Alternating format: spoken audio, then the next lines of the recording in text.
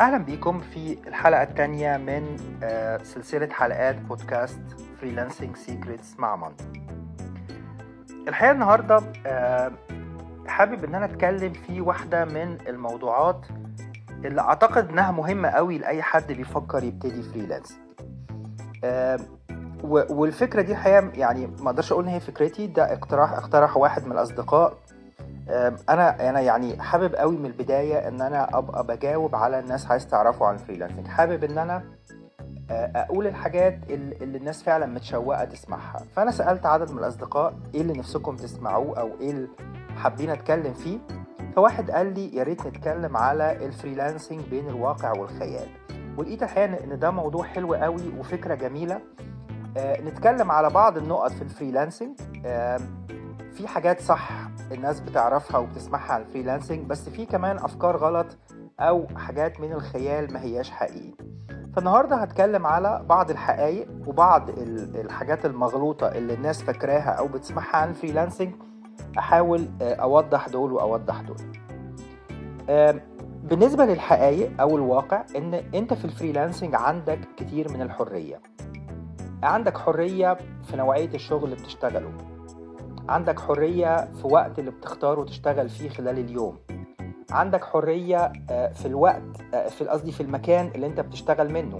حابب تشتغل من البيت، خرجت بره حابب تقعد في مكان تاني، عندك فلكسبيليتي عالية وانت شغال فريلانسر. طبعا دي ميزة كبيرة، وناس كتير قوي بيبقى ده الهدف الرئيسي بتاعها وهي بتدور على الفريلانسنج، ان انا مبقاش مربوط بمكتب وبمواعيد حضور وانصراف، وان يبقى في مدير فوق دماغي بيقول لي اعمل دي وما تعملش دي. في ناس كتير بتدور على الحرية، فطبعا بكل تأكيد الفريلانسنج بيديك الحرية دي بمقدار كبير.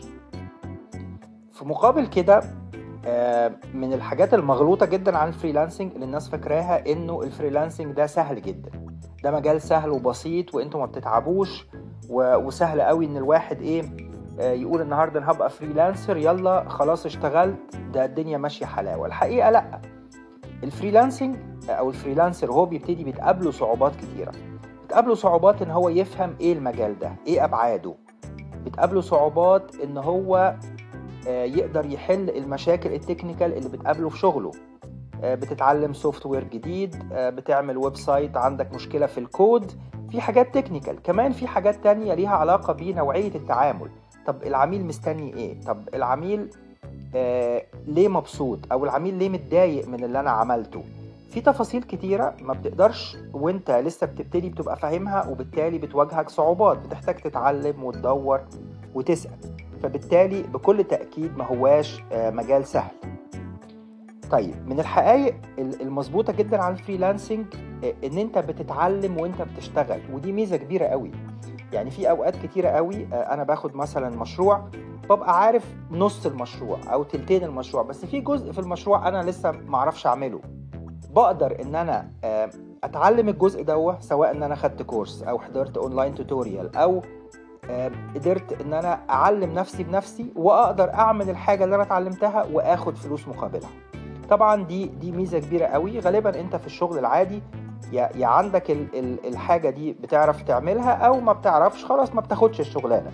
لكن الفريلانسنج بيديك حرية ان انت تتعلم وانت بتشتغل وبتاخد فلوس على شغلك. كمان من المميزات الحلوة في الفريلانسنج ان انت بتحط شروط الشغل بتاعتك. يعني انت قبل ما تبتدي اي مشروع بتتفق مع صاحب المشروع ان انا مثلا محتاج وقت 3 أسابيع عشان اخلص لك البروجكت ده، هقدر اسلمك الجزء الفلاني في خلال قد ايه، طب الفلوس قد ايه. بتقدر ان انت تحط شروطك الخاصة، ما بيبقاش في حاجة فيكس كده مقفولة يا بتقبلها يا بترفضها. فده بيديك حرية وبيديك فلكسبيليتي ان انت تبقى مرتاح اكتر وانت بتشتغل. احيانا لما الواحد بيبقى شغال في وظيفة بيبقى حاسس ان انا مجهودي ده مش متقدر، او ان انا بعمل مجهود زيادة عن المرتب اللي باخده. لكن طبعا في الفريلانسنج بيبقى عندك حرية ان انت تتفاوض على الاقل في شروط الشغل بتاعك. من الحاجات اللي مش صح عن الفريلانسنج او اللي مغلوطة عنه، ان انا طول ما انا بديت يبقى انا دايما ضامن ان انا عندي انكم او عندي دخل ثابت بيجيلي. الفريلانسنج من عيوبه من مشاكله ان انت ما عندكش دخل ثابت في معظم الوقت. في اوقات بيجي لك مشاريع وبيبقى في انكم داخل، في اوقات تانية بتقدم على مشاريع او بتدور على شغل ومش بتقدر تلاقي. فلازم تبقى عامل حسابك من الاول انه ما هواش ابدا خط مستقيم، بيبقى فيه طالع ونازل، ووقت فيه انكم ووقت ما فيش. فدي حاجة مهمة قوي تبقى حاططها في اعتبارك، وفاهم ان دي جزء من طبيعة العمل الحر على الانترنت او الفريلانسنج. كمان من الافكار المغلوطة ان في ناس بتفكر ان لا ده اكيد المنافسة رهيبة وان انا مش ممكن هقدر، مفيش امل. والحقيقة شوف ناس كتير قوي اقتنعت بالفكرة وانبسطت بيها وحاولت تبتدي مرة 2 3، لقيت لا ده الموضوع صعب، انا خلاص هشوف شغلانة تاني، ده مش هينفع. الحقيقة المنافسة صعبة، البداية مش سهلة، انت بتدخل على مجال فيه ناس مئات الالاف او هقدر اقول حتى ملايين ناس سبقتك فيه، بس كل واحد فينا ليه مكان، كل واحد يقدر ان هو يشق طريقه الخاص ويبتدي، مع اتفاقي ان في صعوبة وان الحكاية مش سهلة، لكن ما هواش مستحيل، ما هواش باب مقفول، ما هواش يعني انا جديد انا مش هينفع. لا، في طرق وفي حاجات بنعملها وفي حاجات كتير، ونقدر نتكلم بالتفصيل في مرة عن اعمل ايه لو انا فريلانسر جديد، ازاي احسن فرصي في ان انا اخد مشاريع. طيب، في ميزة بقى كبيرة قوي احيانا بننساها، ان انت في معظم الاوقات لما بتشتغل فريلانسر مع اكتر مواقع العالمية للفريلانسنج بتقبض بالدولار. فطبعا دي ميزة كبيرة قوي. لو انا متعود ان انا بشتغل في مصر مرتبي بالجنيه، واحنا عارفين ان الحاجات بتغلى ومع التضخم قيمة الفلوس بتقل، لما تقبض بالدولار هتحس بفرق كبير قوي في الدخل اللي جاي لك. حتى لو كنت واخد انت مقابل مش كبير للمشروع، لما بتحول الفلوس من دولار لجنيه بتحس ان لا ده المبلغ ده فرق معايا قوي، وان انا اقدر اعمل بالشغل بتاعي وبالفلوس اللي خدتها حاجات كتيرة قوي ما كنتش اقدر اعملها بالمرتب العادي اللي انا بقبضه. فبالتالي ميزة ان انت بتقبض بالدولار دي ميزة كبيرة جدا، واوقات كتير ناس بشوفها بيبقى ده الهدف الرئيسي اللي هو داخل عشانه، انا عايز اشتغل واقبض يعني اقبض مقابل شغلي بالدولار. طيب،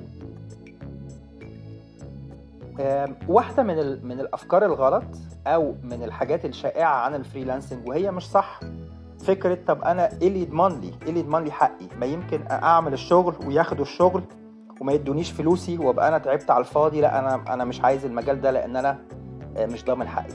الحقيقة إن أنت لما بتبتدي تشتغل صح، لما بتعرف إيه المواقع اللي تشتغل عليها، طب إيه الطريقة اللي أنا بتعامل بيها مع العميل، طب إزاي أضمن حقي، بتعرف ان نسبة او احتمالية ان انت يضحك عليك وان حد ياخد الشغل بتاعك وما يدفعلكش فلوس دي ما هياش كبيرة قوي.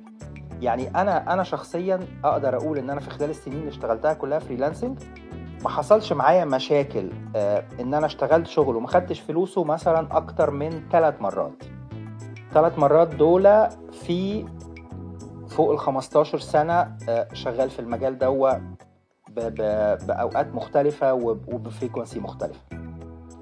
فده يبين لك قد ايه ان دي مش حاجة كبيرة، بس طبعا في حاجات لازم بتاخد بالك منها، في خطوات انت لازم بتعملها، في حاجات كتير تقدر تعملها تضمن لك حقك وتحميك من فكرة ان انا اشتغلت ومخدتش مقابل لشغلي، طب اعمل ايه، ده مش امان. الفريلانسنج بالطريقة الصح او لما بتشتغل على مواقع الفريلانسنج بيبقى فيه كذا حاجة تضمن لك حقك وتخليك تقدر ان انت مقابل تعبك ومقابل شغلك هتاخد المقابل اللي انت متفق عليه. وطبعا في نفس الوقت بيبقى فيه شروط محطوطة عليك علشان يضمنوا لصاحب المشروع فلوسه، لان انت برضو ممكن تاخد فلوسه وما تديلوش الشغل. فمواقع الفريلانسنج ودي هنتكلم عنها في مرات جاية بالتفصيل اكتر، ايه هي مواقع الفريلانسنج وايه مميزاتها، وليه ان احنا بنفضل ان اي حد هيبتدي ما يشتغلش لوحده بينه وبين عميل دايركتلي، لكن يشتغل على واحد من مواقع الفريلانسنج المعروفة والمشهورة، لان هي بتضمن لكل طرف حقه. اتمنى الافكار دي تكون تقرب الفكرة شوية، بتوضح ايه الحقيقة وايه الخيال في الفريلانسنج. ولو لو انت جربت تشتغل وشفت حاجة تانية او شفت عكس اللي انا قلته، احب اسمع منك، احب اعرف رأيك، ايه التجربة اللي انت مريت بيها. ودايما مستني اعرف رأيكم في الحلقة دي، ومستني اعرف ايه الافكار التانية اللي انتوا حابين ان انا اناقشها واتكلم عنها. انا دايما حابب اقدم حاجة يبقى المهتم بالموضوع عايز يسمعها، وهي دي فعلا اللي في باله واسئلة بتيجي على باله. اتمنى تلاقوا الحلقة دي مفيدة، ولو عجبتك اتمنى ان انت تشيرها مع اصدقائك المهتمين، واشوفكم في حلقة جديدة من اسرار الفريلانسنج مع ماندو. اتمنى لكم كل التوفيق.